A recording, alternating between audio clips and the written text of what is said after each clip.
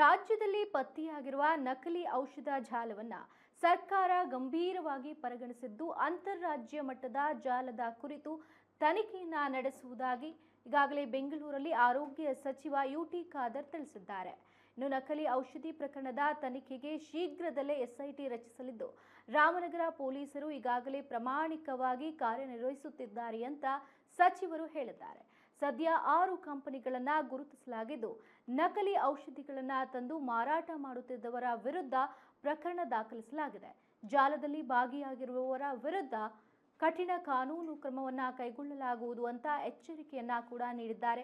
ಇನ್ನು ನಕಲಿ ಔಷಧಿಗಳು ಯಾವ ಆಸ್ಪತ್ರೆಗಳಲ್ಲಿ ತಲುಪಿವೆ, ಎಷ್ಟು ರೋಗಿಗಳಿಗೆ ನೀಡಲಾಗಿದೆ ಮತ್ತು ಎಷ್ಟು ವರ್ಷಗಳಿಂದ ಈ ಜಾಲ ಕಾರ್ಯನಿರ್ವಹಿಸುತ್ತಿದೆ ಎಂಬುದು ತನಿಖೆಯ ಬಳಿಕ ಬಹಿರಂಗವಾಗಲಿದೆ. ಅಲ್ಲದೆ ನಕಲಿ ಔಷಧಿಗಳ ಬಗ್ಗೆ ಮಾಹಿತಿ ಇದ್ದರೆ ಸಾರ್ವಜನಿಕರು ಇಲಾಖೆಗೆ ತಿಳಿಸುವಂತೆ ಯುಟಿ ಖಾದರ್ ಸಚಿವರು ಮನವಿಯನ್ನ ಮಾಡಿಕೊಂಡಿದ್ದಾರೆ.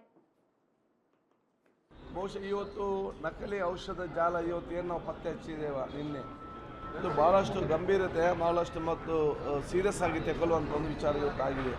ಯಾಕೆಂದರೆ ಅಂತಾರಾಜ್ಯ ಮಟ್ಟದಲ್ಲಿ ಇವತ್ತು ತಯಾರಾಗ್ತಾ ಇದೆ.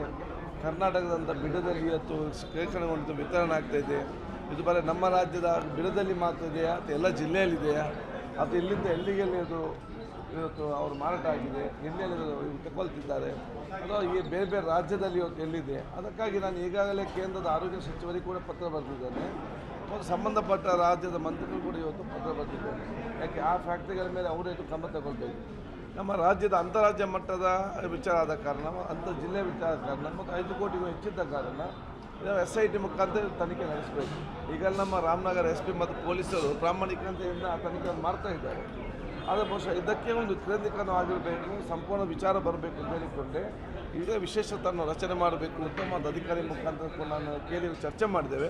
ನನಗೆ ವಿಶ್ವಾಸ ಇದೆ ಅತಿ ಶೀಘ್ರದಲ್ಲೇ ಗೃಹ ಸಚಿವರು ಬಹುಶಃ ಈ ಒಂದು ವಿಶೇಷ ತಂಡವನ್ನು ರಚಿಸ್ತಾರೆ. ಅಲ್ಲಿಯ ತನಕ ನಮ್ಮ ಪೊಲೀಸ್ ಇಲಾಖೆ ಅತ್ಯುತ್ತಮವಾಗಿ ತನ್ನ ತನಿಖೆಯನ್ನು ನಡೆಸ್ತಾ ಇದೆ.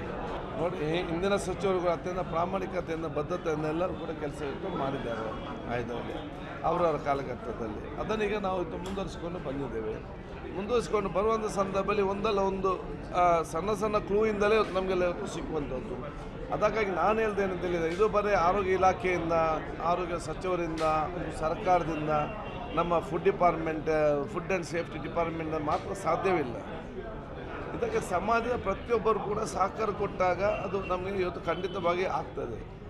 ನಾವು ಬಹುಶಃ ಇವತ್ತು 6.5 ಕೋಟಿ ಜನಸಂಖ್ಯೆ ಇರುವಲ್ಲಿ ನಾವು ಬಹುಶಃ 150 ಜನ ಫುಡ್ ಸೇಫ್ಟಿಯವರು, ಪೊಲೀಸರು ಸ್ವಲ್ಪ ಎಷ್ಟು ಪತ್ತೆ ಸಾಧ್ಯವಾಗ್ತದೆ. ಇಂಥದ್ದು ನಡೀತಾ ಇದೆ. ನಾವೆಲ್ಲರಿಗೂ ಸಹಕಾರ ಕೊಡಬೇಕಂತೇಳಿ ಸಂಘ ಸಂಸ್ಥೆಗಳ ಎಚ್ಚೆತ್ತುಕೊಳ್ಬೇಕು.